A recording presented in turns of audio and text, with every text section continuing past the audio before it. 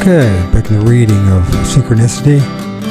Through the eyes of science, myth, and the Trickster, Synchronicity.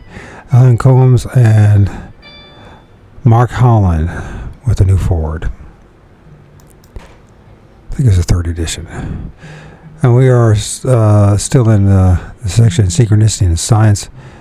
We're now at this section of formative causation. Rupert Sheldrake is a biochemist with a special interest in how different species of organisms develop, each into its own unique and characteristic shape or form. This is the study of morphogenesis, or the coming into being of characteristic and specific form in organisms. In recent years, morphogenetics, like much of biology, has been dominated by an analytic and reductive approach to living systems, viewing them fundamentally as biochemical systems to be studied on the molecular level. This approach has yielded some spectacular advances, such as the formulation of the structure of genetic code and DNA molecules. But Sheldrake points out in his book, A New Science of Life, that the purely biochemical approach does not now, nor is it likely to in the future, provide a complete explanation of morphogenesis. He supplements the molecular theories with a holistic proposal. His hypothesis of formative causation. Sheldrake's central idea is that the development of a living organism is controlled by a kind of holistic field or force. Such a notion is not new. The idea of an overreaching principle of formation can be traced back to Plato's ideal forms, which existed in a higher reality of their own, serving as models for the less than perfect forms of this world. The early 20th century vitalists, especially Hans Dreisk, I guess I pronounce it, and Henry Bergson, also argued that a living organism is more than a physical assemblage of molecules. There is an overarching holistic principle. For instance, the famous Elaine Vital of Bergson, which gives its development an overall direction and integration. This principle fell into dispute in the mid-20th century, both because of prevailing mechanistic philosophies of the time and because of the successes of the molecular approach. A difficulty with the vitalist ideas, as well as with Plato's ideal forms, is that these higher order formative principles have a rigid and static quality which is inconsistent with the evolutionary change that is so much part of nature. Sheldrake's proposal of the formative field, the morphic field, however, provides an overall patterning of form which is at the same time subject to change. A morphic field is a kind of habit of nature. Each time a particular form occurs, it is more likely to occur again, whether non-organic, such as an atom, a molecule, or a snowflake, or living, such as flower, a bird, or a human. Sheldrake also believes that morphic fields influence patterns of brain activity associated with thought and behavior. In embryological development, the morphic field acts on the DNA molecules much like a radio wave acts on a radio, giving its output a specific form without actually altering its hardware. And an important aspect of the radio wave is that it supplies very little of the actual energy needed to produce sound from the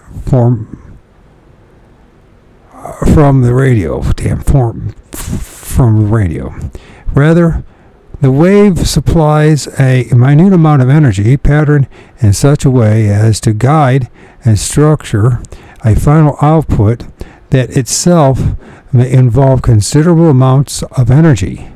Likewise, morphic fields require minute energy to exert dramatic influences upon nature. This seems at first a strange idea, but many processes in nature start on a micro scale that really may be influenced by the minutest qualities of energy. Consider the difference between growing roses and lilies. During the early embryonic molecular events of the smallest possible forces could push the ensuing development towards one or the other. At this stage, it is not a matter of energy as so much as of information. The genetic code of the rose contains different information than that of the lily, and represents, Sheldrake would say, a different morphic field. A similar case can be made for electrical activity in the brain, which also starts at the minutest levels of energy and develops into processes that involve large areas of the nervous system. Indeed, the nervous system is a natural place to look for the subtly whispered influence of the morphic fields. One morphic field that exerts its influence on the nervous system is called a motor field. Motor fields may be important in producing genetically programmed behaviors, such as a tendency of small animals to run for cover when they see the shadow of a hawk. Motor fields may also provide a new model for explaining learning and memory. That is, memories are equivalent to motor fields built up from past experience. Morphic fields have a quality we have already seen in quantum physics. They are not limited by location. This means that though a person's individual memories must somehow be matched to the pattern of his or her own unique nervous system, one person's experience can influence others. In effect, when something is learned once, it is more easily learned again later by someone else. A pattern of thought and of behavior is more easily produced once it has been produced before. This theory, interestingly, gives the first scientifically reasonable account of Jung's notion of psychological archetypes. Universal images are themes shared by all humanity. Jung's archetypes, universal images, are themes shared by all humanity. Jung himself believed that archetypes are built up across eons of historical time, an idea that could not agree more with the way morphic fields are said to be formed. Sheldrick's recently observed morphic resonance theory would lead to a radical reaffirmation of Jung's concept of the collective unconscious, that is, of archetypes. We will examine archetypes in detail in Chapter 4. We can see a linkage between morphic fields and synchronicity, and the often celebrated fact that two or more scientists or mathematicians may make very similar or independent discoveries at almost the same time. An excellent example is the calculus, developed in England by Sir Isaac Newton and almost simultaneously in Germany by the philosopher, scientist, and mathematicians G.W. Leibniz, something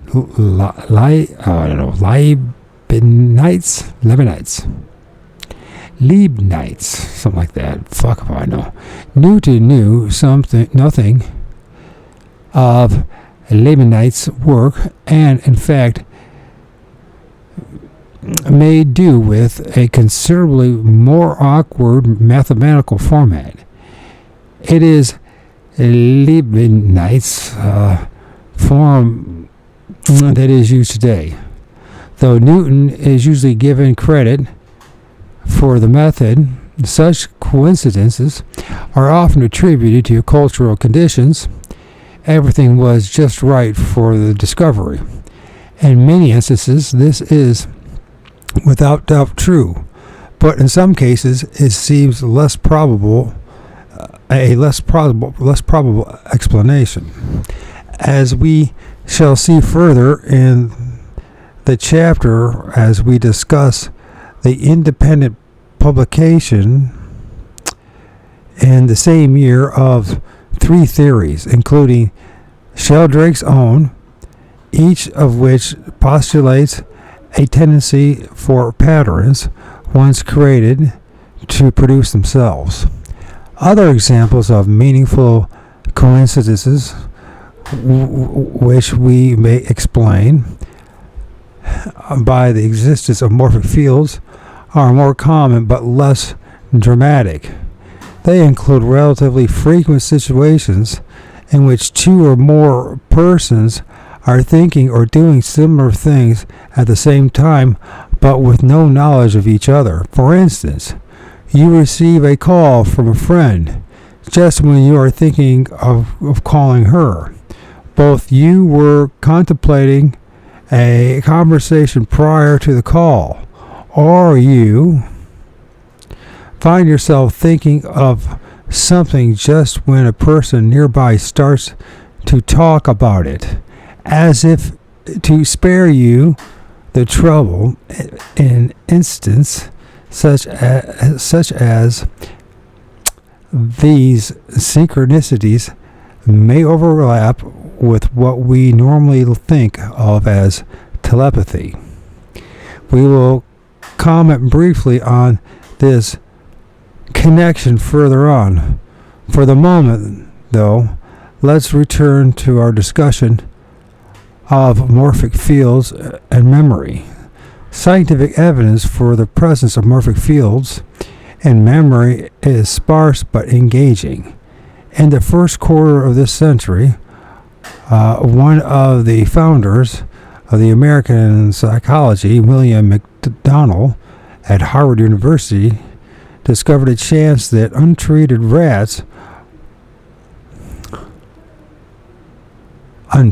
rats were exceptionally quick to learn a task, especially from a water maze, previously mastered by many earlier generations of rats. of the same strain. His findings were strikingly confirmed some years later by researchers in Scotland and Australia. Their previously untrained rats picked up the task almost immediately.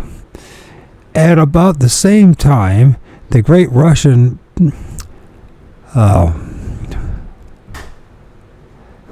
physiologist Ivan Pavlov, famous for his studies of conditioned reflexes in dogs, made similar observations on several generations of mice trained to run to a feeding place at the sound of a bell. The first generation required an average of 300 trials to learn the task. The second generation required only about 100 trials, while the third and fourth generations learned 30 and 10 trials respectively. Pavlov found it difficult to replicate these findings. This is not surprising, given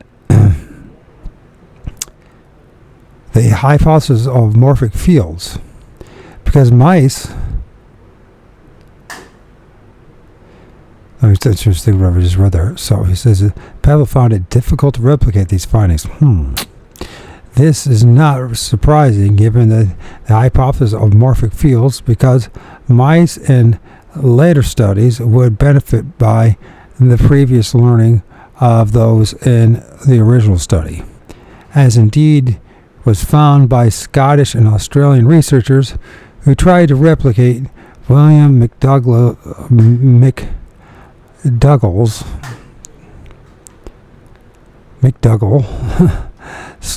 findings. What a name. Frequently cited in support of Sheldrake's theory is the story of the 100th monkey described in the introduction. Unfortunately, we have at best only the most informal reports of the phenomenon, and these do not support it as factual. But the story carries a powerful mythic message of connection. A reliable instance of a similar nature is chronicled by Sheldrake's recent book, The Presence of the Past, and concerns the well-documented spread of a simple learned behavior in a small bird, the British blue tit.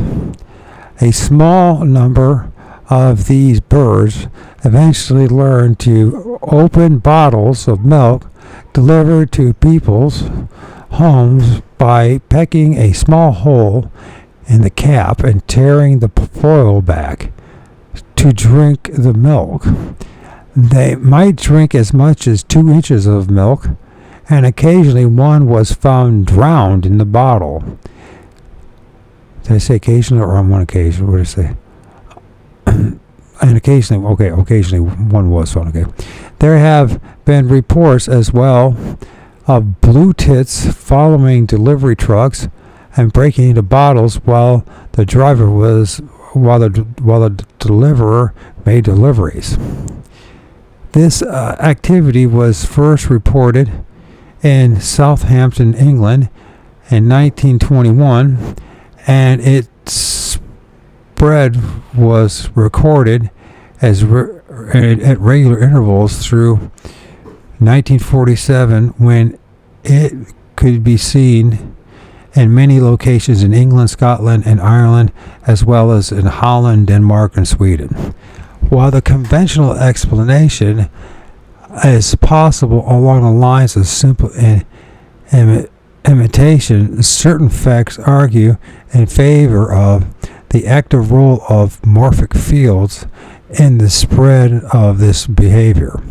First, blue tits are birds that don't usually travel far from their breeding place. While the habit of opening milk bottles appears at a number of locations many miles from previous sightings, including the spread to the continent. Sheldrake estimates that the habit must have been rediscovered independently at least 89 times in the British Isles alone. Moreover, as the habit was practiced by increasing numbers of birds, its spread with increasing speed, suggesting the buildup of a powerful motor field from this behavior. A particular instructive instance of its spread was seen in Denmark, where milk bottles almost disappeared during World War II but reappeared in 1947 and 1948. Few, if any, blue tits would have lived long enough to carry the habit forward from the pre-war years. Yet it reappeared rapidly when milk bottles again became available. In his book, Sheldrake reviews a considerable mass of evidence in support of morphic fields, including a number of fascinating anecdotal cases. Among these are several instances of learned behaviors that animals apparently pass on to their offspring.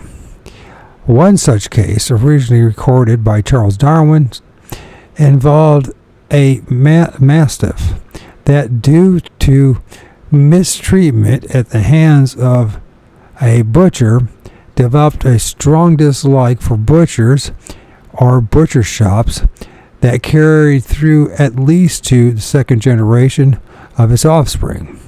In a recent experimental test of the hypothesis of formative causation, Sheldrake arranged for a pitcher containing the hidden face of a Cossack to be presented on British television. While viewers watched, the facial features, complete with handlebar mustache, gradually emerged from a puzzle background. Groups in Europe, Africa, and America were then shown that picture. Their ability to recognize the hidden figure increased dramatically after it had been viewed by the British audience. Sheldrake suggests that these latter viewers were tapping into a morphic field that had been created by the initial audience. In a related study, Yale University psychologist Gary Schwartz presented students with a large number of Hebrew words from the Old Testament.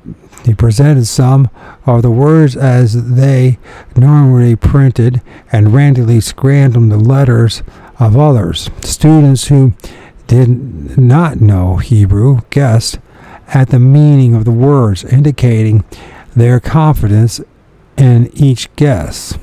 Schwartz found, as Sheldrake's theory would predict, that the students rated the real words with considerably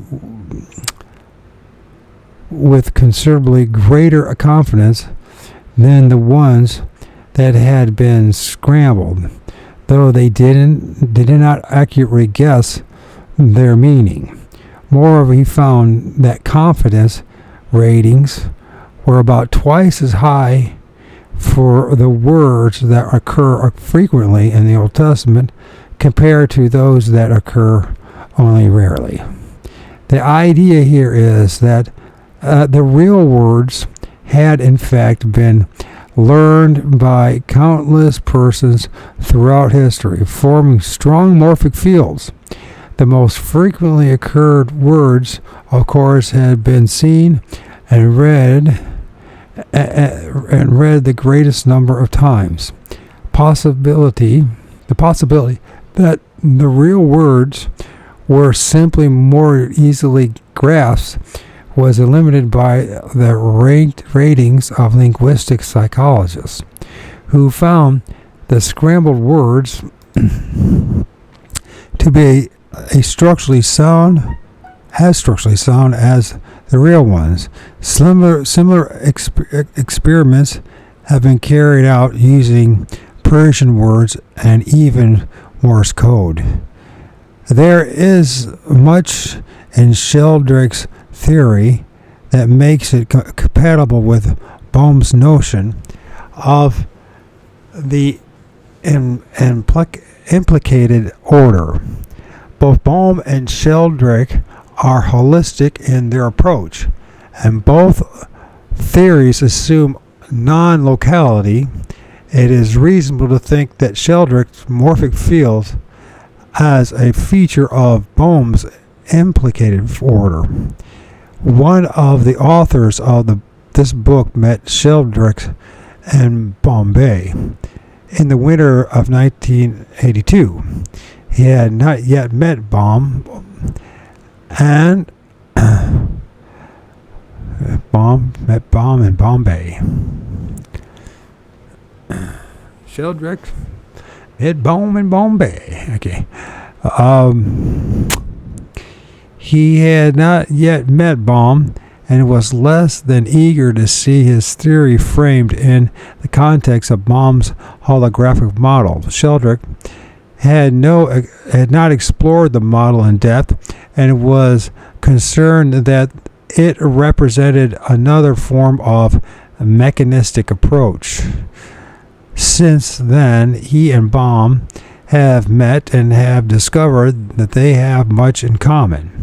Talking with Sheldrake, Bohm observed that the concept of morphic fields has many of the properties that Bohm has proposed in his concept of quantum potential. This idea has its roots in an earlier notion suggested by French quantum physicist pioneer Louis de Broglie,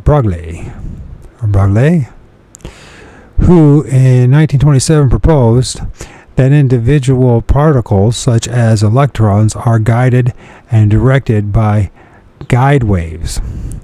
The proposal was not well accepted at the time, and in the 1950s, however, Bohm conceived a similar idea in the form of quantum potential and worked with de Broglie to develop it. More recently, Bohm has again become interested in this concept. He points out that quantum potential has many of the properties of morphic fields. Its effect is non-local. It guides the particles in a fashion analogous to the way a radio signal guides an airplane or a ship, by supplying information rather than energy. Furthermore, it is holistic in the sense that it is the product of the entire situation in which it occurs. Of course, morphic fields must direct a great deal more than the flight of a single particle. It must direct the vastly more complex development of an entire organic structure, patterns of behavior, or memory. But the idea is the same. This problem of spanning the considerable gap between microworld and of the quantum potential and the macro world of morphic fields and synchronicity may be solved within the brilliant theoretical work of system theorist Ervin Laszlo. His psi-field hypothesis postulates that mathematical wave functions equivalent to Bohm's quantum potential are built up into increasingly higher order or nested structures that have direct influence upon complex real-world events. These structures or patterns are retained in non-local psi fields analogous to Sheldrake's morphic fields.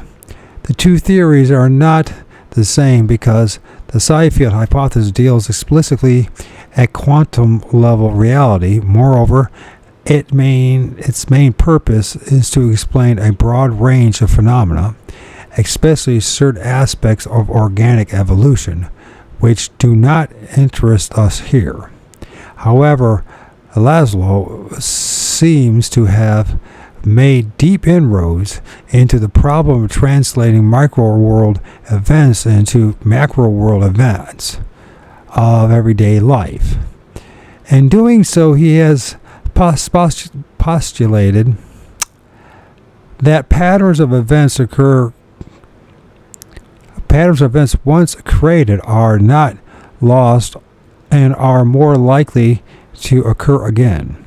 His ideas are exactly what is needed for a perspective of the physical world that is empathetic with the observed facts of synchronicity.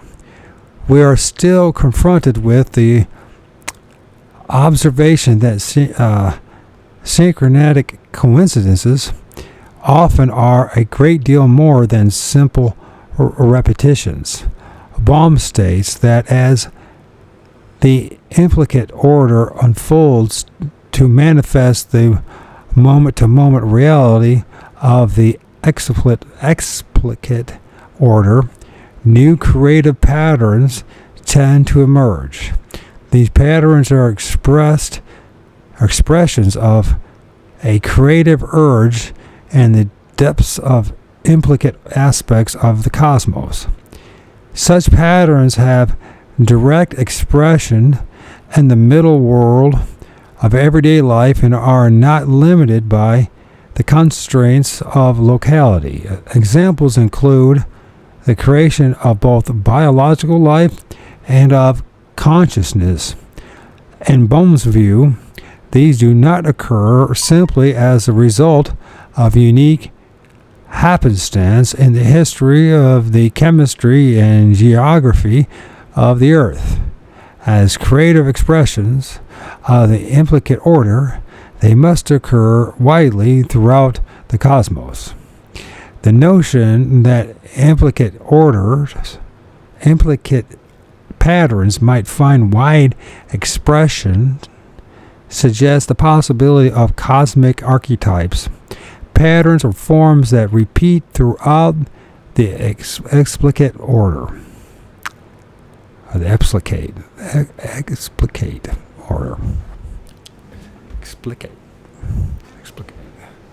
An example is the shape of a spiral, which recurs in seashells,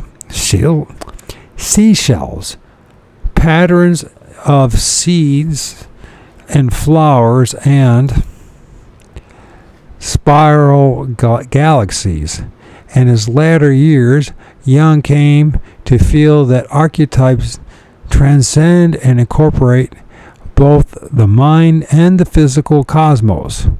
Barry McWaters tells the following story of a friend who, one night, had been watching a TV program about galaxies and noted that certain basic shapes reoccurred: spherical, spiral, elongated, etc. Following night, the same channel offered a program about microbiological life in a swamp. Ecologists were researching the basic life support systems of the swamp, trying to identify the tiniest units in the chain of life. In describing their work, they noted that the organisms also took 4 or 5 basic shapes, which he noted were almost identical to the galactic forms he had seen the night before. If there is a single conclusion to be drawn from all this, it is that the emergence of parallel themes, such as seen in many instances of synchronicity, is possible. In fact, It would be strange if a universe such as depicted by Bohm, Sheldrake, and Laszlo did not exhibit such parallel occurrences. If we are indeed entering a vista, a mythos of reality in which such ideas as morphic fields and psi fields and cosmic creativity have truth, then surely we have just started to explore the landscape. There must be many possibilities which we haven't begun to touch. While Sheldrake's concept of morphic fields emphasizes the static, stable long-term aspect of patterns from form or of process, Bohm's concept of creativity emphasizes the opposite aspect, the tendency of the cosmos to produce new and original patterns, and on a non-local basis. These need not all be so profound as the creation of life itself, or even the universal expression of the spiral. Some are lyrical, as when Carl Jung encountered fish in numerous instances over the period of 2 days while he was working on a manuscript about the symbolic meaning of the fish symbol.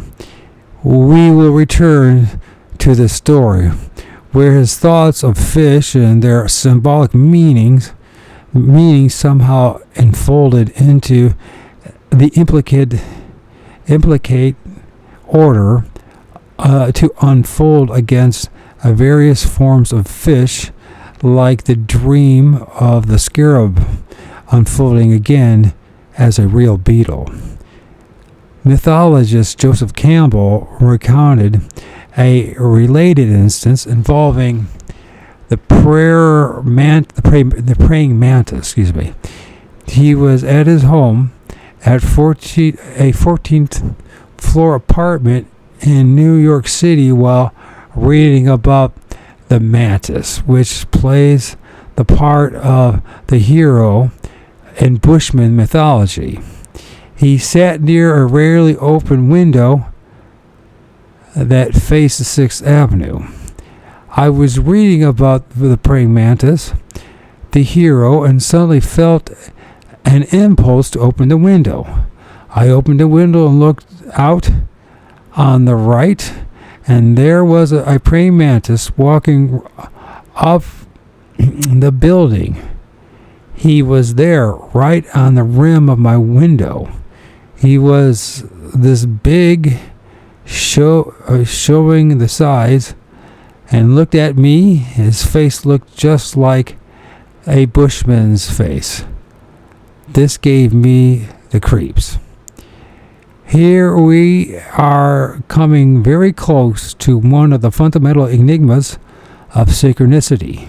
Meaningful coincidences frequently involve several events which, though radically different in form, one may be an idea, another a physical object, are tied together by a common pattern or theme. In the above examples of the theme of fish and the theme of the mantis, on a still more profound level, such themes seem bound together by a common sense of meaning. The meaning of fish for Carl Jung as he worked on his manuscript, and the meaning of the mantis for Joseph Campbell as he studied the Bushman mythology. Does the implicate order indeed frame abstractions and meaning as variously formed patterns which unfold into explicit reality? As Bohm continues to develop his thinking regarding the implicate order, such a possibility becomes more credible. Recently, he has discussed the idea of a super implicate order, which holds a position with respect to the implicate order, much like the implicate order holds to the explicate. The superimplicate order acts on the implicate order as a kind of organizing principle, much like the thoughts of an author acts on the ink or paper, organizing them into specific written text. Bohm says, in fact, that the superimplicate order acts on the implicate order as consciousness acts on the brain.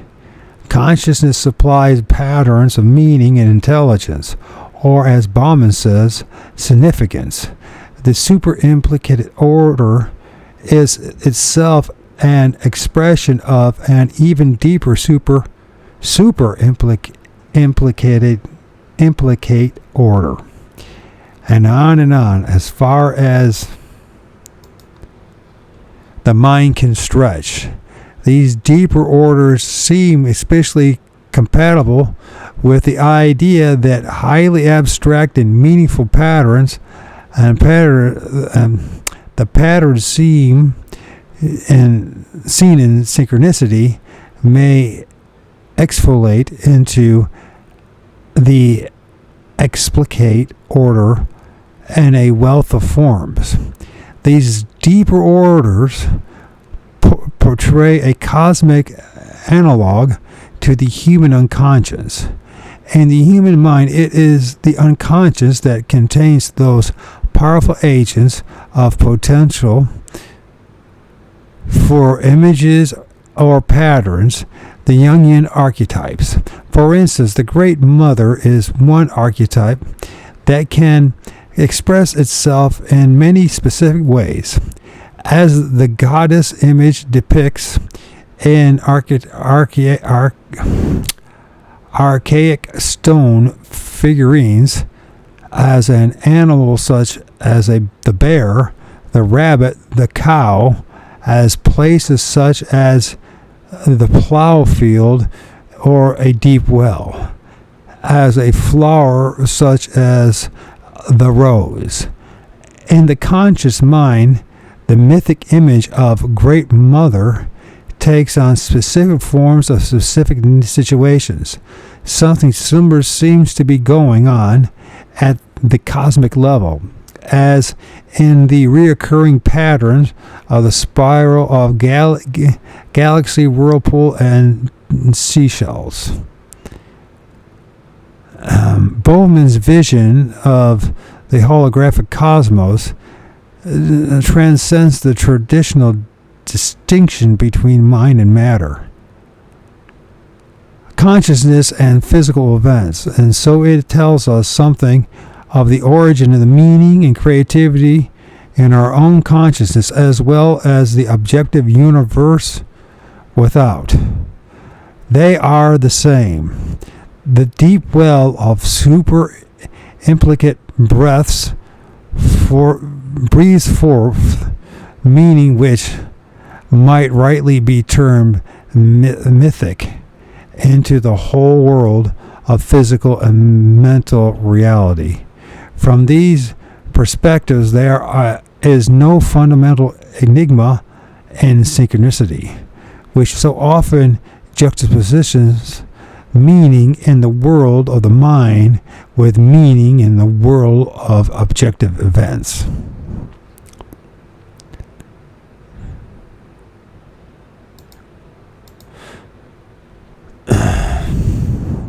An unidentified flying object. A decade or so ago in England, Susan Panfield experienced a series of dreams in which she found herself lost in an unfamiliar countryside. Well, are you okay? Blow your nose. I'm alright. You can blow your nose, bro. I'm gonna take a shower to get all the snot out. Okay. Take a shower then. Oh, dang. One of my nostrils just cleared up. Dang, that feels so good. Oh, never mind.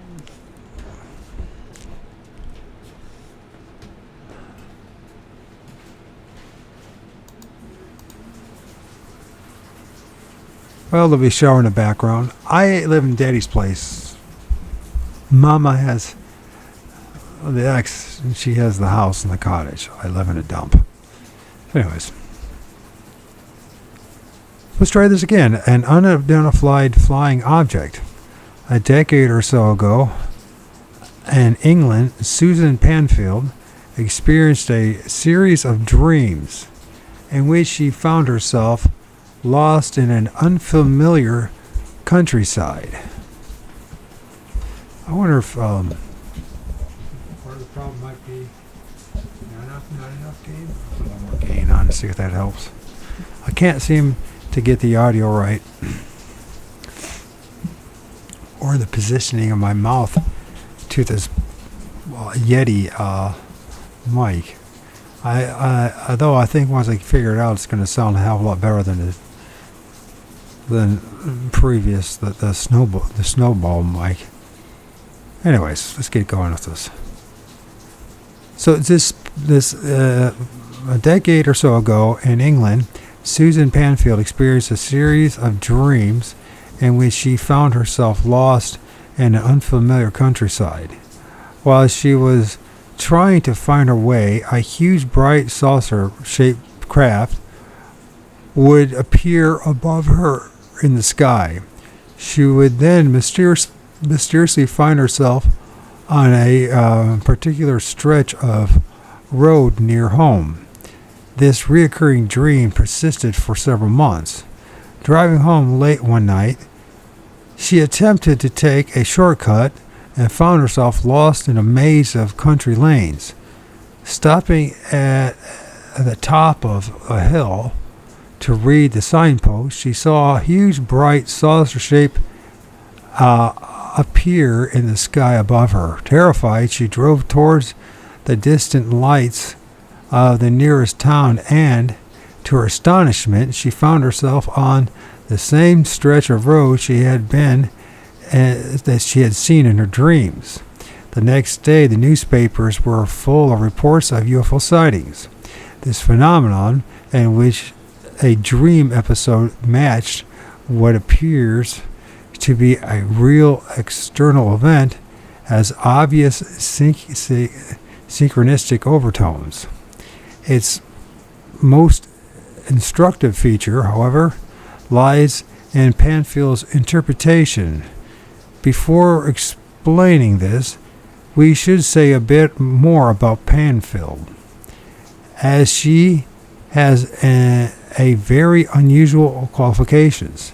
She has a demonstrated talent for psychokinesis, the ability to mentally influence physical events such as a roll of dice,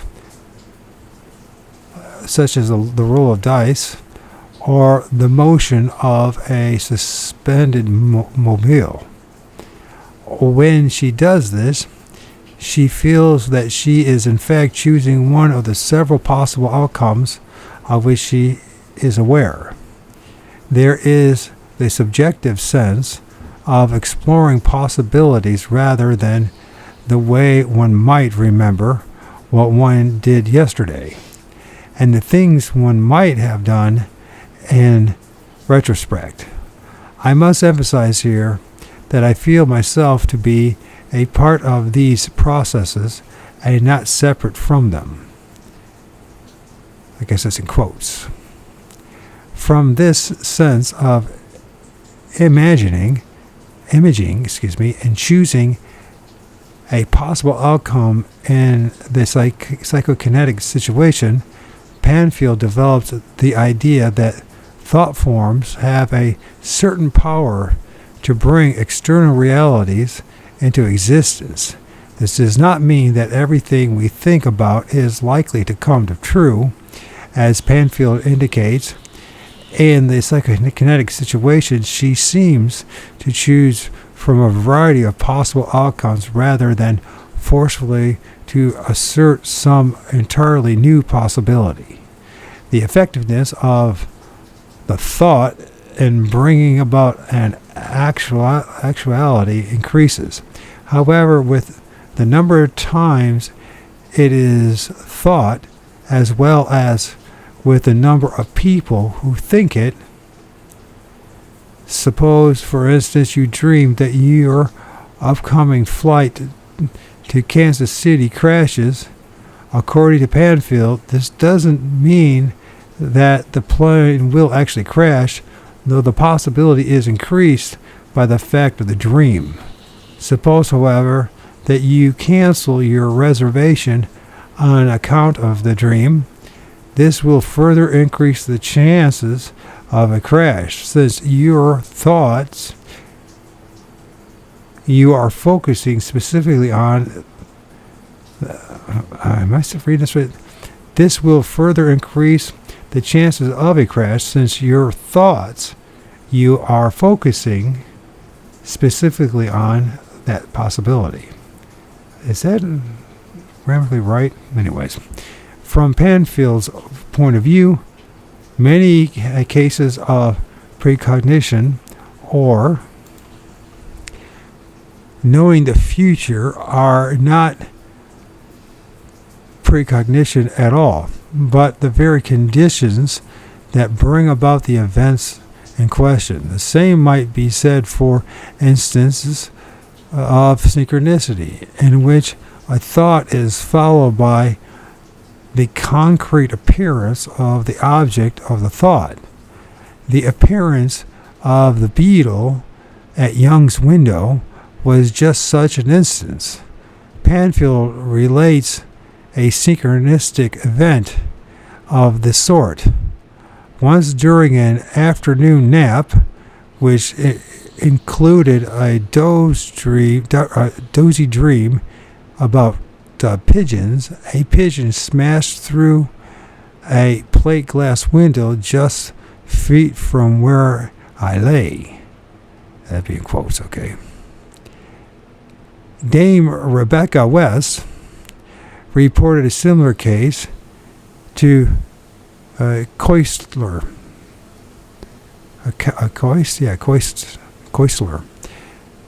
While in the south of France, she was writing a passage about a girl finding a hedgehog in her garden when she was interrupted by a servant who asked her to come see the hedgehog just found in the garden. Panfield's experience of the UFO seems exactly in line with the idea that thoughts can increase the probability of an actual corresponding event, no matter how unlikely the event may seem.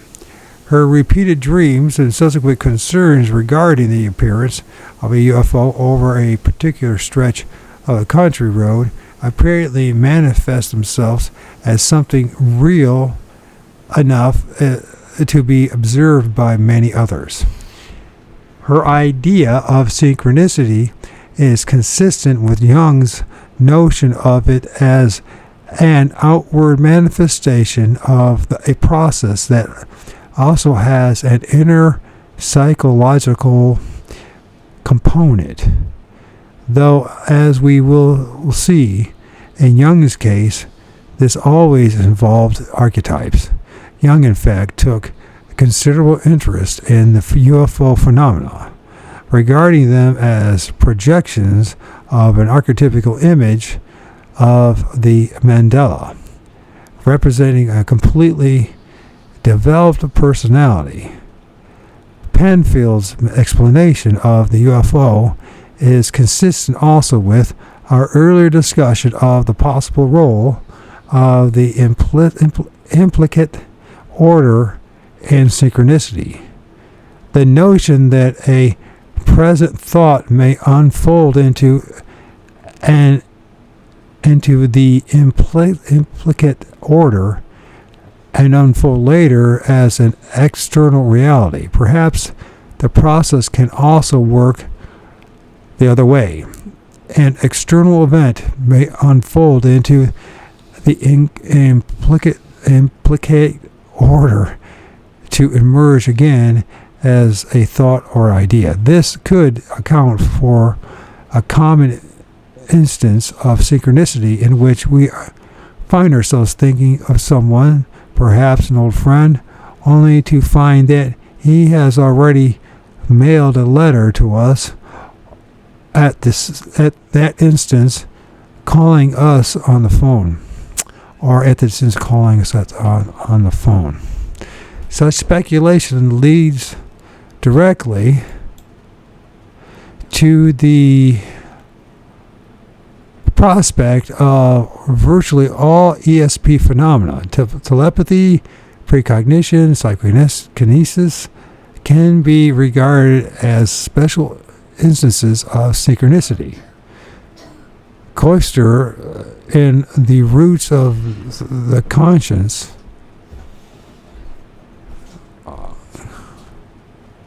it's The Roots of Coincidence, was the first to realize clearly that if one pushes the limits of synchronicity, one eventually includes most of the traditional topics of parapsychology. It may well be, in fact, that there is only one topic of parapsychology, and that topic is synchronicity. It is not our purpose in this book, however, to explore such a vast territory. It is enough to consider cases of synchronicity in which other cases, such as telepathy, are not the more obvious explanations. Perhaps when synchronicity itself is better understood, its limits will be more easily defined. Panfield believes that the influence of thought upon material events is actually based on physical brain processes, that patterns of a brain activity occur at the molecular and atomic level tend to bring about similar patterns of external world activity. Such patterns are connected in a similarity space in which distances are defined by degrees of similarity, and where time and space do not automatically appear at all. The emphasis is ours. It sounds as if Susan Panfield would be quite at home in the company of Sheldrake, Laszlo, and Bohm. She could very well be talking about morphic fields, psi fields, and quantum potentials. Panfield says that her ideas were originally stated by the ancient yogic philosopher Patanjali, if that's how you pronounce it, who at about 800 BC wrote in the Yoga Sutras, quote, "There is identity of relation between memory and effect, producing cause, and when separated by species and time and place." End of quote. Here, Panfield suggests that, quote, "species," end of quote, is best translated as identity of relationship, end of quote. If her reading of Patanjali is correct, then we must admit that our current theories are something short of original. Schrodinger's cat. One interesting coincidence of Panfield's observation is that various future possibilities can exist in a kind of limbo, exhibiting themselves as reality when there are sufficient matchups with the atomic and molecular patterns in the human brains.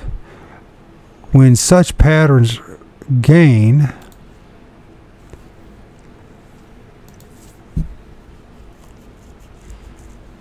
this rebuted, borrow again, I guess, and make sure such patterns gain significant impetus, the corresponding possibilities become manifest reality. Panfield comments.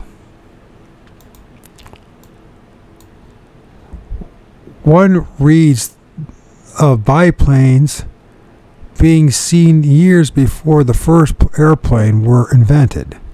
One reads of air balloons being seen years before the first airships, and now machines that defy gravity before the what?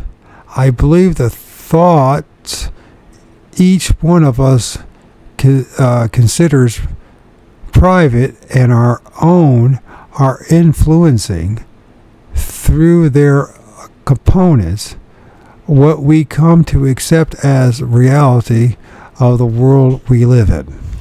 The notion that possible futures can exist in a kind of suspended state is as old as one in quantum physics. It is demonstrated in a famous thought experiment that was first suggested by quantum physicist Erwin Schrödinger. Does that have a Schrödinger? Schrödinger. Hey, you need to blow your nose, buddy. You took the shower, but you still need to blow your nose. You have to blow your nose. Chase. Go blow your nose. You want me to bring some tissue to you? Would that make it easier on you? Oh, I can do it. Do you have any? Just use that roll of toilet paper.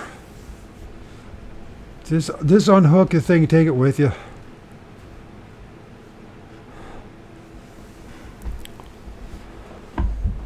Where are all this? Okay, it demonstrated a famous thought experiment that was first suggested by quantum physicist Erwin Schrödinger.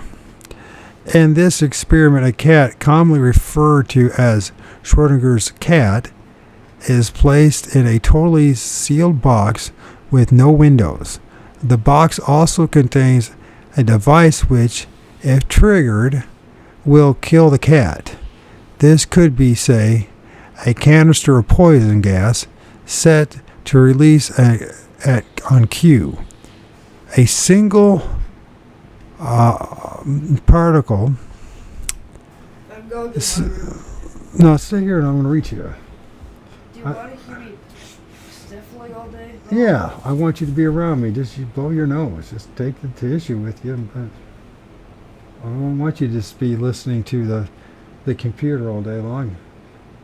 Not that I'm much better, but at least they're going to be listening to something that's not the same old.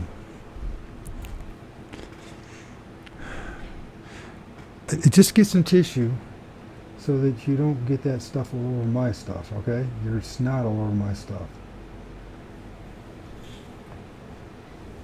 Or just get like a paper towel of that as well. Maybe that, whatever. We don't have tissue paper, so he's going to have to use toilet paper.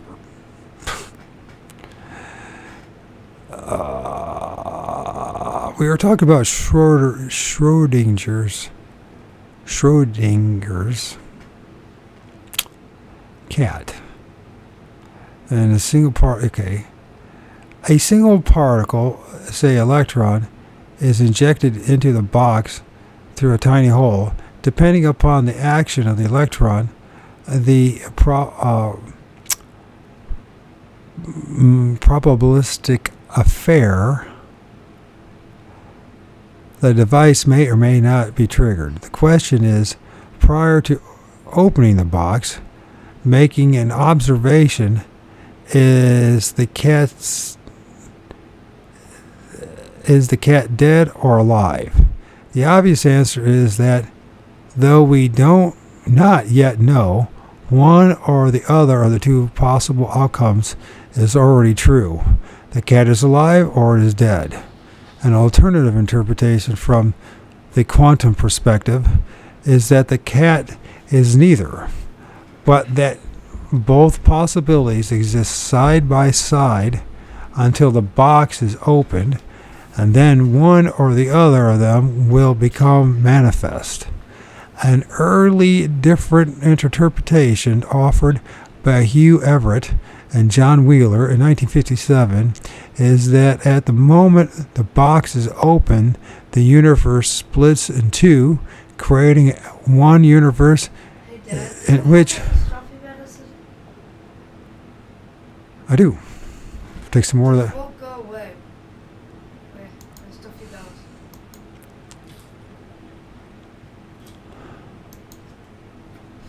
In fact, it's even more. So I'm going to get back to this. I'm sorry, but I guess I could start over again, but I'm not getting paid to do this.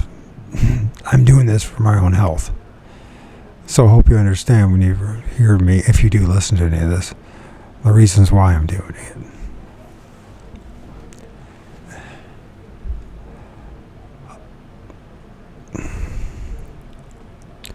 We'll start from here. The notion that possible futures can exist in a kind of suspended state is an old one in quantum physics.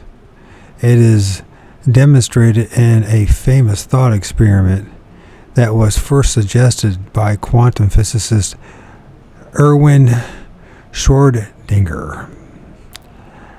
In this experiment, a cat, commonly referred to as Schrödinger's cat, is placed in a totally sealed box with no windows.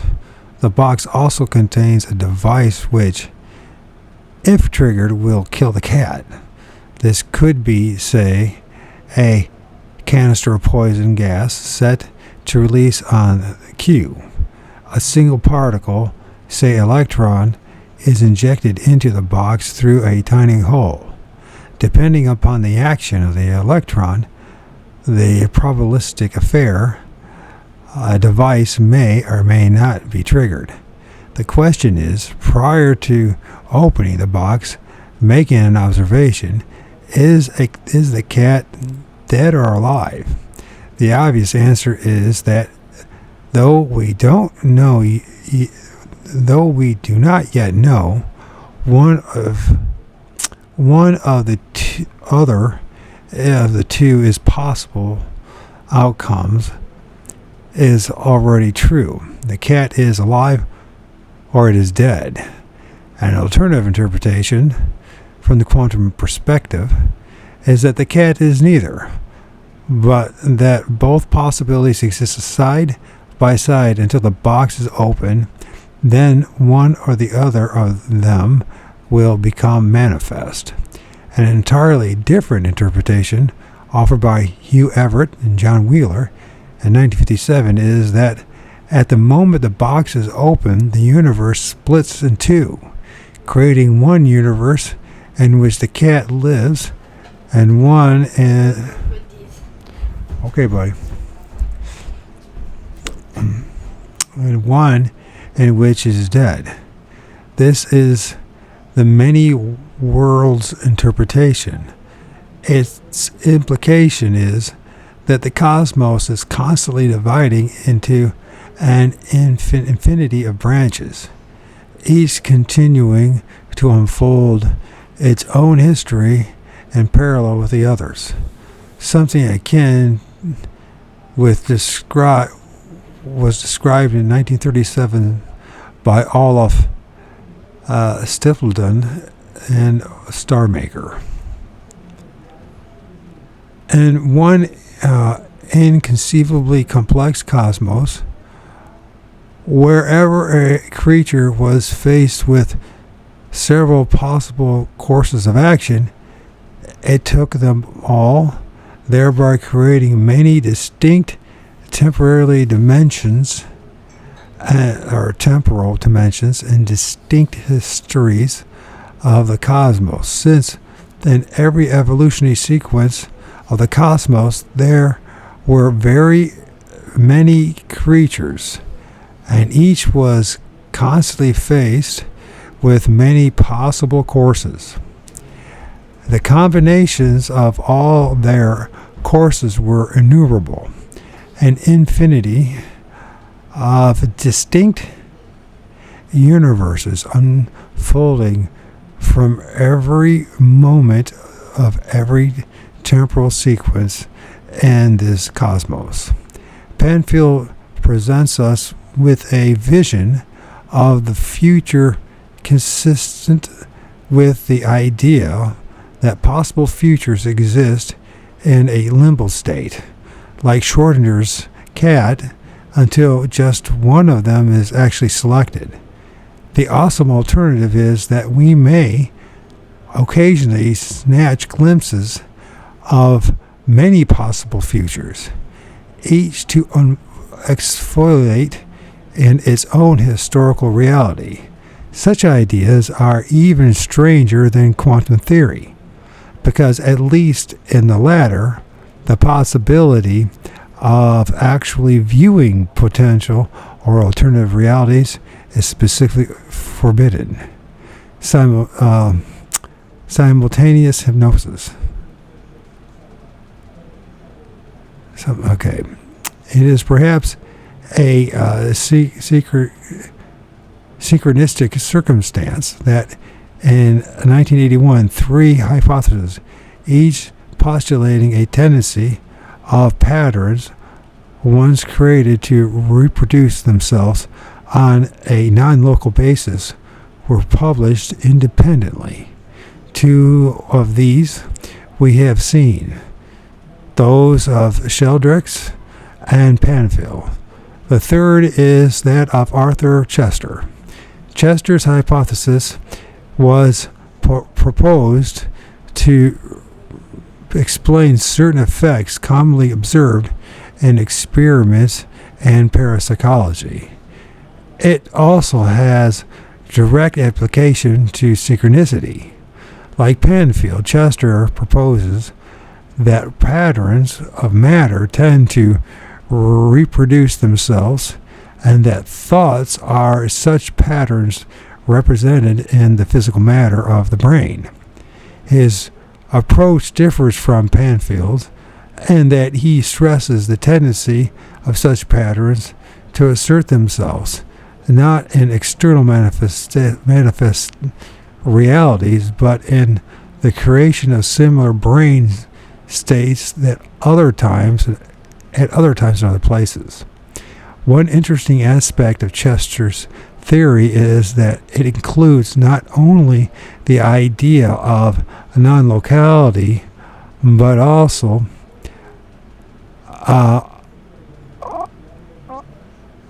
explicitly allows an arrow of causation to move either forward or backwards in time. According to his view, present brain states may be influenced by future ones. This notion does not seem entirely incompatible with Penfield's idea that possible futures can exist in the present in a kind of suspended state, perhaps even influencing the mind in the present. It is, however, quite contrary to Sheldrake's thesis that morphic fields develop with time, a thesis specifically designed to provide testability to the hypothesis of formative causation by conventional scientific experimentation. Chester's idea, on the other hand, Chester's ideas, on the other hand, were designed especially to deal with parapsychological effects in which time seems to work in unusual ways. For instance, a subject in a card guessing experiment might call out the sequence of playing cards pulled at random from a deck with an accuracy well beyond what would be expected by chance alone. The cards, however, may not actually be pulled until the following day.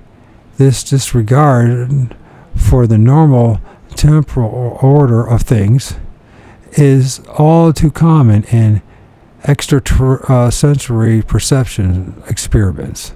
Chester and Penfield both rely on the notion that particular mental states, especially mental issues, can be equated to configurations of events in the physical brain. That takes for granted, however, a perfect and nearly perfect correspondence between mental states and the brain states. Their assumption is warranted only if we assume that the brain and mind are identical. If we take any other point of view, say the dualist view, that the brain and the mind are separate but interacting processes, then it is not obvious at all that the particular mental state is always associated with a particular brain state. Okay, I didn't say that right, but it doesn't matter. It seems to us that that conscious mental state itself looks a lot more like the physical event than any brain state does. For instance, the dream image of the golden scarab beetle and the mind of Carl Jung's patient had more in common structurally with the real beetle than did the corresponding combination of electrical and chemical processes in her brain. If we allow mental events some degree of reality, why appeal to brain state which may or may not be associated with them? Bohm seems comfortable with this. In his theory, consciousness and mental life in general are equal among the creative products of the implicate order.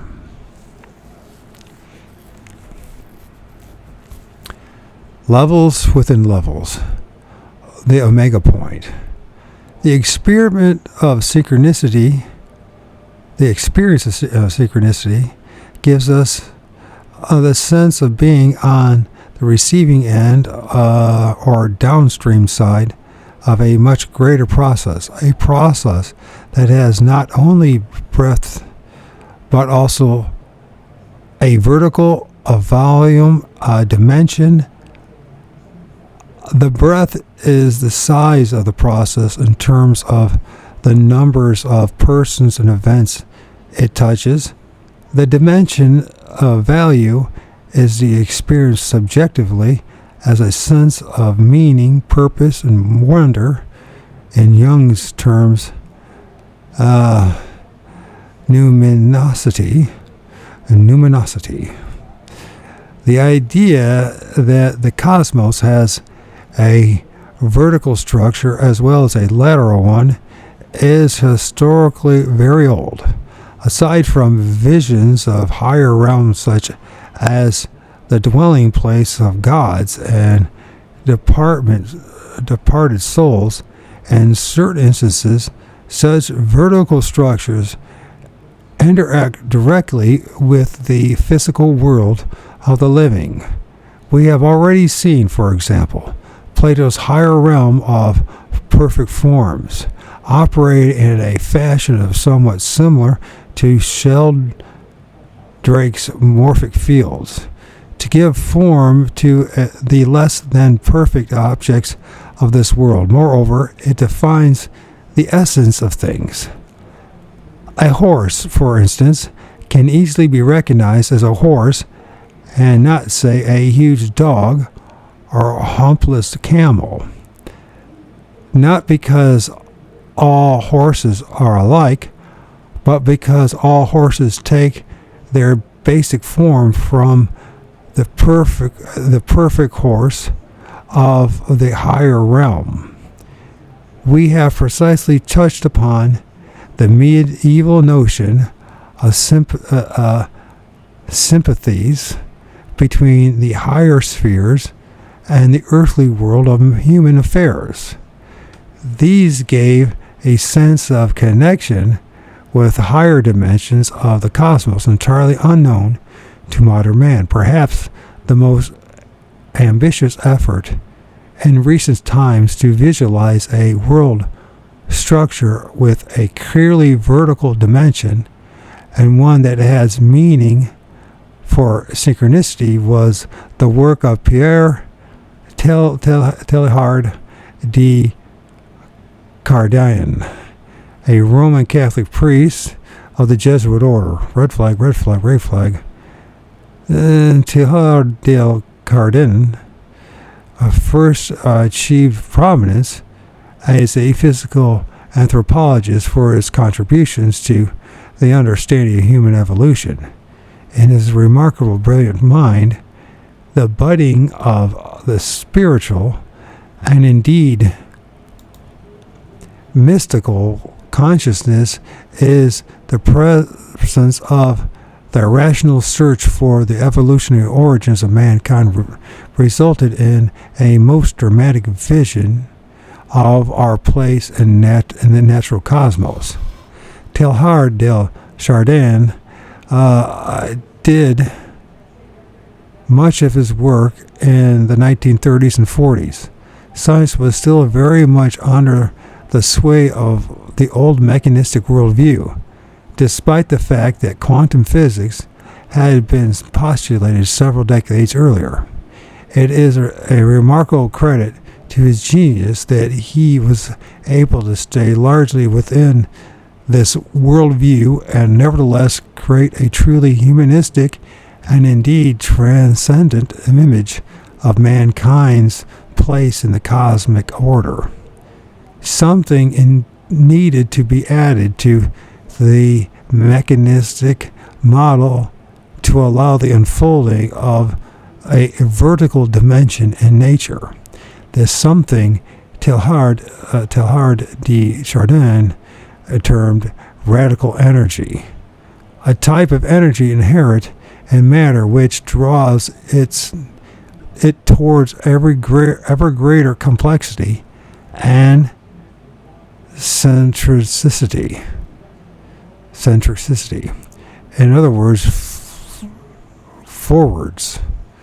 Teilhard de Chardin was proposing a form of energy which draws matter into ever higher levels of organization and complexity.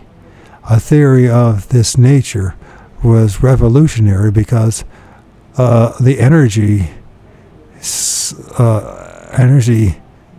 physics of the mechanistic world tended to place great stress upon the second law of thermodynamics, the law of entropy, which specifies that physical systems tend towards increasing disorder as time passes. Actually, this law strictly applies only to closed systems, those that don't exchange energy with the environment, as living organisms do. Nothing less. The second law has maintained great influence on scientific thought where the evolution of complex systems is concerned. Teilhard de Chardin's radical energy was intended to provide a vertical force against the downward drag of entropy. He realized, as did Sheldrake, that a very small amount of energy can go a long way towards the creation of form, and in fact suggested that the impact of this radical energy is felt as a patterning influence, asserting itself by guiding the arrangement of things. For a highly perfected arrangement may require only an extremely low amount of work. Teilhard de Chardin believed that the cosmos presents us with two faces, an exterior material reality and an interior reality, or consciousness. He wrote that the exterior world must inevitably be lined with every point with the interior one. This he thought to be true at all levels of material existence, from the single atom through a complex chemical structures, and on up through simple living organisms to highly complex ones, leading in a direct line to humankind. A progression is established in the exterior world, leading from the simple to the vastly complex, and simultaneously in the interior world of consciousness, from the separation to the elemental to that which is large and rich in quality. Whatever instance we may think of, we may be sure that a richer and better organized physical structure will correspond to the more developed consciousness. Such a richer and better organized structure is the human nervous system. The thing that is exciting about Teilhard de Chardin's work is not so much his marriage of matter with consciousness, which means that the evolution of complexity in the physical world heralds the evolution of quality and conscious experience, though this idea alone has been profoundly influential in the scientific intellectual community. Witness Arthur C. Clarke's attribution to consciousness to Hale, the supercomputer, in 2001, A Space Odyssey, largely on the basis of the computer's awesome complexity. The exciting thing is Teilhard de Chardin's projection of evolution well beyond humanity in its present condition. He in fact speculated about the future evolution of the Earth itself, including all its life forms, and especially humankind. To Teilhard de Chardin, the total mental activity of humanity may be thought of as a web, or perhaps a membrane that encircles the entire Earth. This noosphere, or sphere of the mind, is analogous to the biosphere, this sphere of organic life on Earth. The noosphere is the inner side of nature, the side of consciousness and mind. As human society develops, there is an increasing global centralization of the internal dimension, the realm of mind. Individuals come closer together in their activities, interactions, and communications. This process, which today is so apparent in our external global culture, as an internal aspect, and this internal coming together of minds on a planetary scale gives birth, in Teilhard de Chardin's vision, to a new and higher level of being, a global consciousness, the omega point. The omega point represents a quantum leap in global evolution. The omega point is to the individual minds, which form it, as the individual human mind is to the neurons which form the brain. Like the human mind, the omega point has its own emergent and qualitatively higher properties.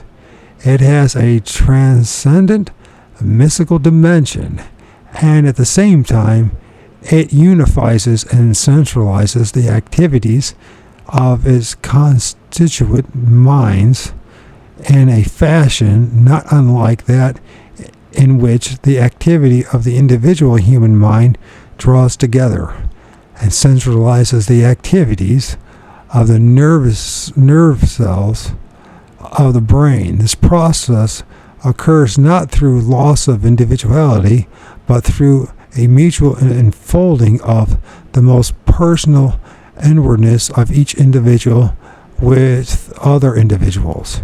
In a word, the omega point is the fruit of that most essential and inner experience, love. It was Teilhard de Chardin's belief that the omega point is not something which might possibly come into being in some hopeful future. Its creation is taking place at this very instant in evolutionary time. Its deep personal and mystical dimensions tend to draw us towards it.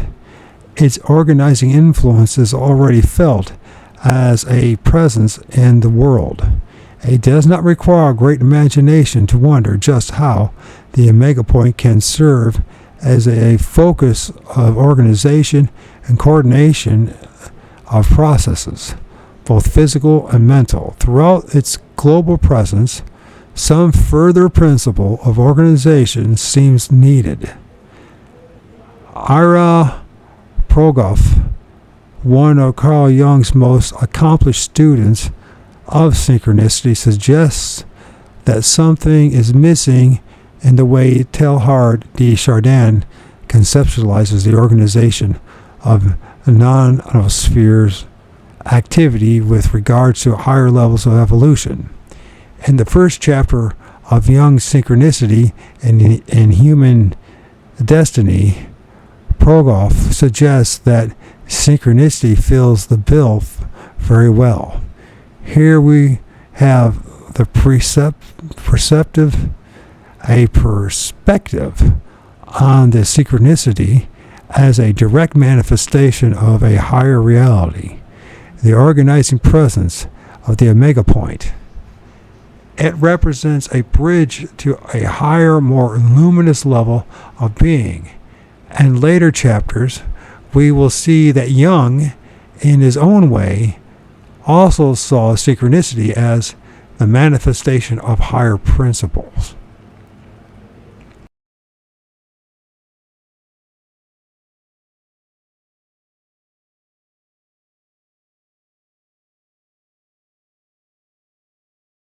I gotta figure out how to get the right position, the sweet spot with this mic.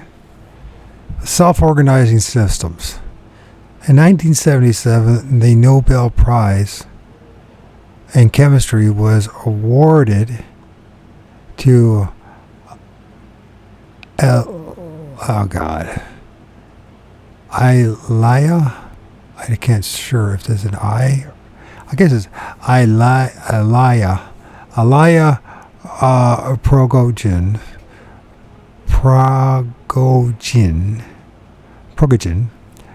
for his contribution to the understanding of chemical systems that are not in equilibrium. More specifically, Prigogine has shown that complex systems, chemical or and otherwise, when placed in a flow of energy, can restructure themselves into higher orders of organization. A simple example is a pan of water that is slowly heated on the stove. Chemically, the water is composed of individual molecules bouncing about. This bouncing about, termed Brownian movement, becomes more vigorous as energy is introduced. The water heats up, and at a certain point, an entirely new level of organized activity is seen. This is the appearance of a complex pattern of convection currents, which form a new and higher degree of organization. The individual molecules still bouncing around as individuals are carried about in large currents, becoming part of them without losing their own identities. This tendency for higher order structures to merge from lower order ones is seen in the behavior of complex patterns of individual cells within an organism. Even in the behavior of entire societies of organisms. For example, if individual heart cells are placed in a petri dish, each contracts with its own individual rhythm. When some critical number of cells is reached, however, all fall into a synchrony,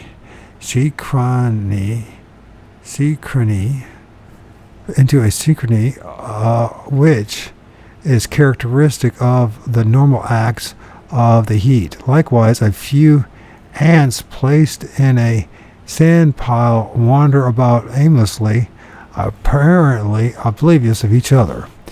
Continue to add new ants, however, and at a certain point they become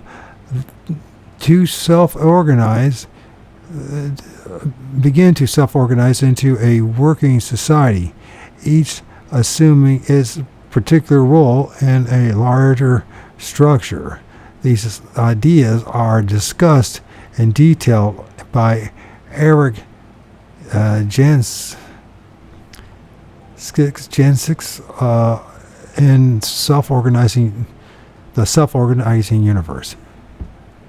Peregogin's work and that of others such as Eric Jansik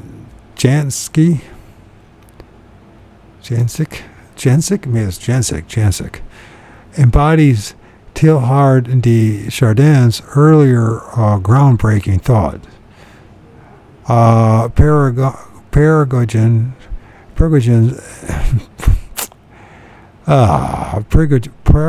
Peregogin's is above all a mathematician.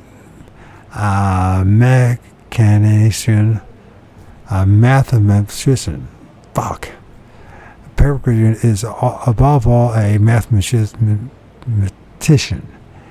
so that his formulations fit the form most desired by modern science. Thus, while Teilhard de Chardin was influential in the private thoughts of many scientists and philosophers, Peregogin's work has quickly attracted attention in the arena of scientific discourse.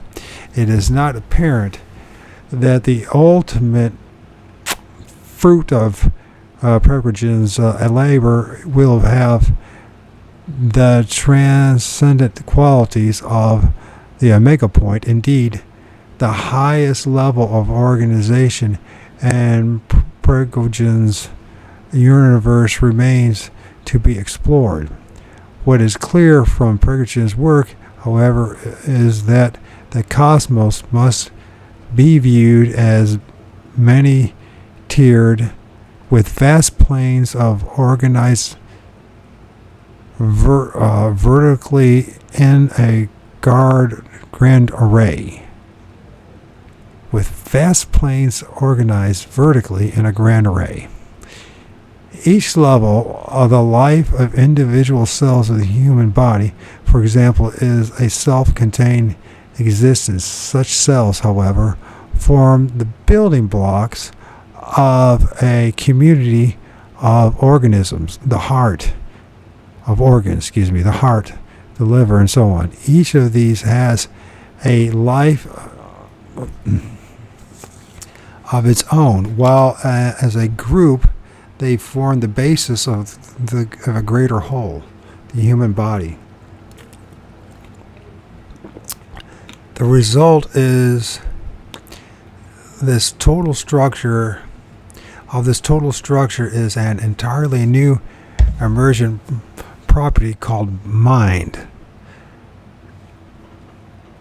In the outer world, individual minds form societies of persons. According to Teilhard de Chardin, in the inner world they form neospheres, which gives birth to the omega point. The notion that processes in nature are best understood as many-tiered or hierarchical was actually introduced during the first half of the century, long before Prigogins,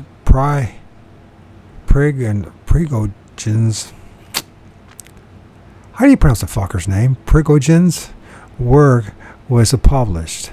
The person responsible was an influential yet surprisingly little known individual named Ludwig von Bertalanffy. Bertalanffy, regarded as the father of general systems theory. We have in fact already covered much of the grounds stipulated for by general systems theory, taken in its broadest form. Basic insight is that complex processes, organisms, societies, economies are comprised of many levels, each of which functions according to its own internal laws and restrictions while participating in the greater whole. The heart beats according to its own internal regulating processes while participating in the greater human organism, which, as a unit on its own level, has its unique existence with its own behaviors. All of this is familiar to us.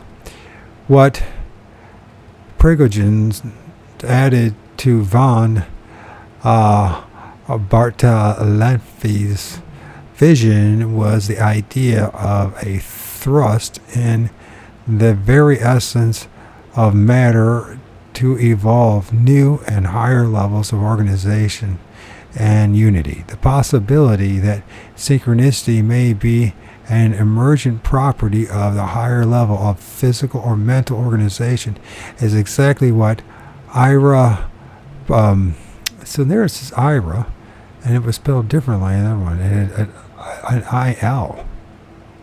Two I's. I don't know. Ira must have been spelled wrong the first time. Okay. And it was my fault that time. Ira Progoff.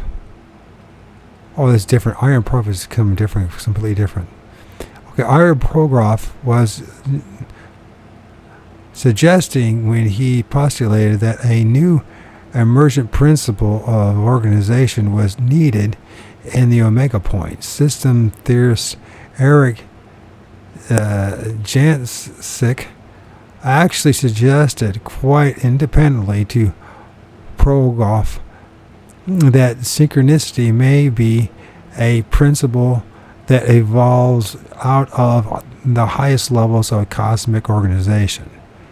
It was Arthur Cloister, however, in his lifelong passion for understanding synchronicity, who most clearly postulated synchronicity as the fruit and substance of a high emergent level of unity in human affairs. In his own colorful and creative manner, though deeply influenced by von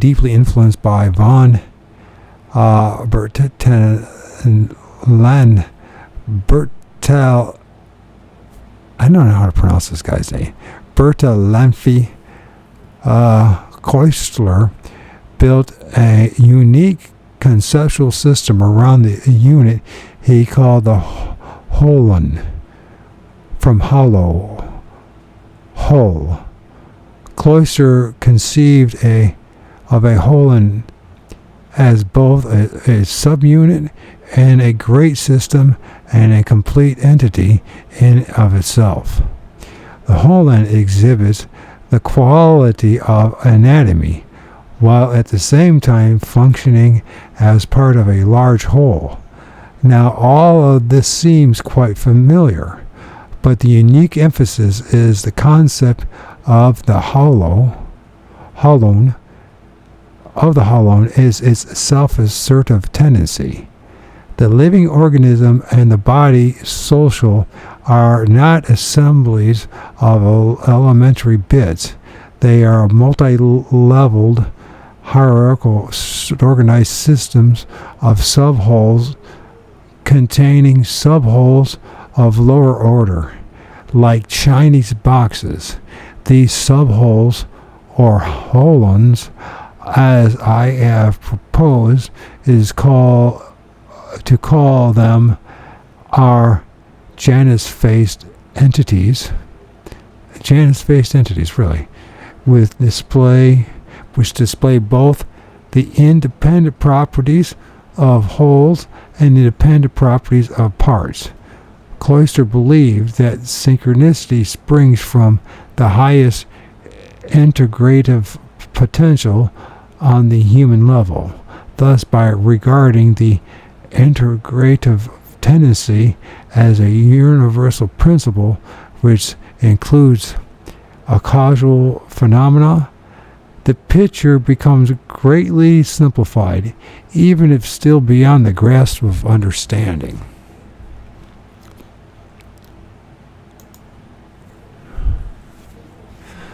Plumbing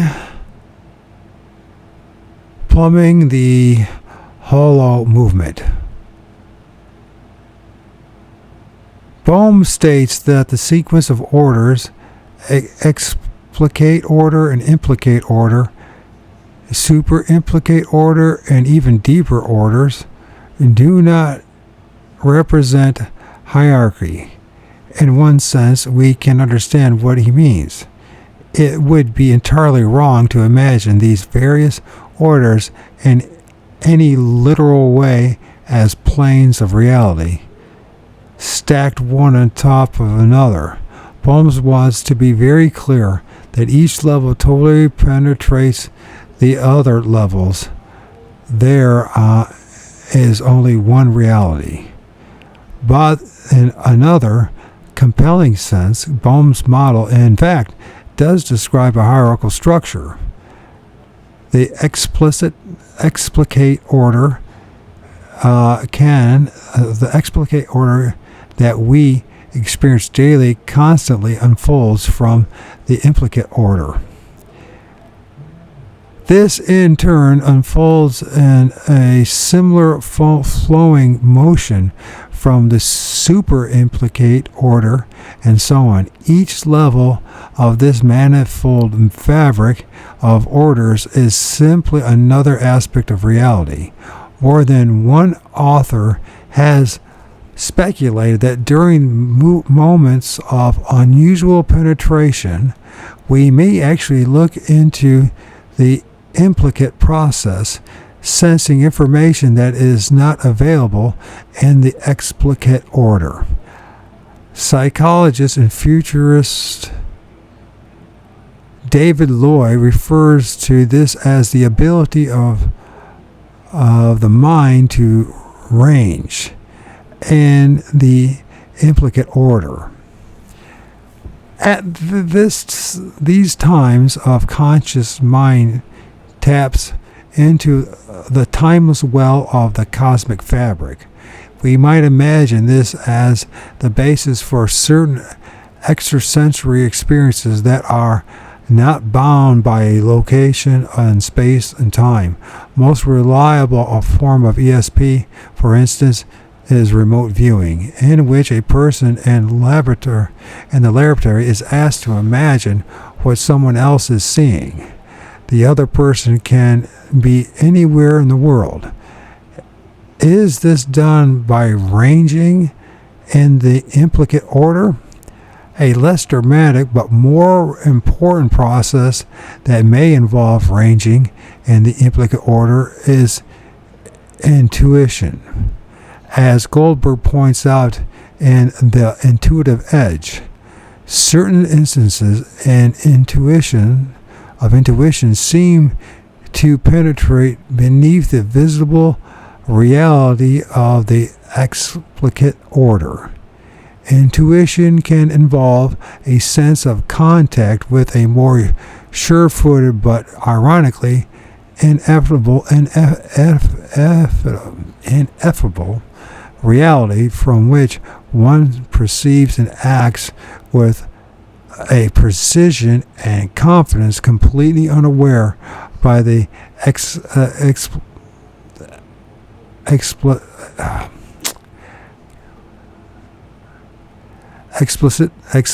facts of the situation. For instance, John Walton, who hunted man-eaten tigers for the state of Bengal in India during the first years of the century, discovered more than once as he trekked through the jungles that he had become the prey himself. Upon the prompting of some sixth sense, turned around just in time to save himself by avoiding being attacked from behind. Ability to range in implicate order would in no way require the mind to go outside itself in search of data which might be widely scattered. As we have seen, the holographic model suggests that the entire cosmos is unfolding into itself in each part.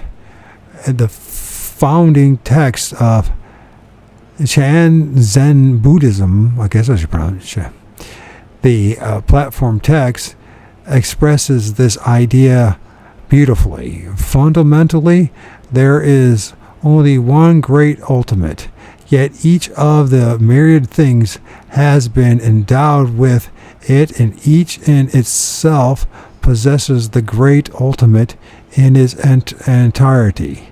This is similar to the fact that there is only one moon in the sky, but when its light is scattered upon rivers and lakes, it can be seen everywhere. It cannot be said that the moon has been split. One needs only have eyes that can look within. And it is evident that our understanding of the cause of synchronicity and its meanings in our life is limited not only by our understanding of physics, but also by our understanding of the mind. Indeed, even our understanding of the brain. We must seek a full understanding, at least for this book, only after looking at the most enigmatic entity, the human brain, and seeking the knowledge that psychology has to offer us. And that's the end of section 2. And then we go to section 3, silent resonance. And I also want to start reading The Journey Out of the Body by Robert Monroe. Somehow I got to juggle that and do 20 other things.